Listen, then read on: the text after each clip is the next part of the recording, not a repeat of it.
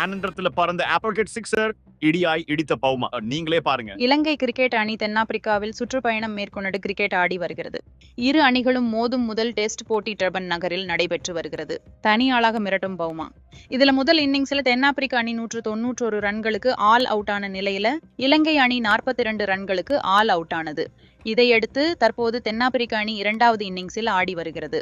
தென்னாப்பிரிக்கா அணிக்காக முதல் இன்னிங்ஸில் அந்த அணியின் கேப்டன் தெம்பா பவுமா தனி ஆளாக போராடி 70 ரன்கள் விளாசினார். மொத்தம் 117 பந்துகளை எதிர்கொண்ட பவுமா 9 பவுண்டரிகளையும் ஒரு சிக்ஸரையும் விளாசினார். ஆந்திரத்தில் பறந்த அப்பர்கட் சிக்ஸர். இலங்கை அணியின் வேகப்பந்து வீச்சாளர் லகிர் குமாரா வீசிய பவுன்சர் ஒன்றை தெம்பா பவுமா அந்தரத்தில் பறந்து அப்பர்கட் ஷாட் அடித்தார். அந்த பந்து விக்கெட் கீப்பருக்கு பின்புறம் பறந்து சிக்ஸருக்கு சென்றது. பெரும்பாலும் வேகப்பந்து வீச்சாளர்கள் பேட்ஸ்மேன்களை வீழ்த்துவதற்கு பவுன்சர் பந்துகளை பயன்படுத்துவாங்க. அதுவும் உயரம் குறைவான பேட்ஸ்மேன்களை அவுட் ஆக்க பவுன்சர்களை வீசுறது வழக்கம். தெம்பா பவுமாவிற்கு எதிராக லகிர் குமாரா வீசிய அந்த பந்தை பவுமா மைதானத்திற்கு வெளியே அனுப்பிய வீடியோ இணையத்தில் வைரலாகி வருகிறது. இந்த சிக்ஸரை அடித்த பவுமாவை பலரும் பாராட்டி வருகிறார். தோல்வியின் பிடியில் இலங்கை.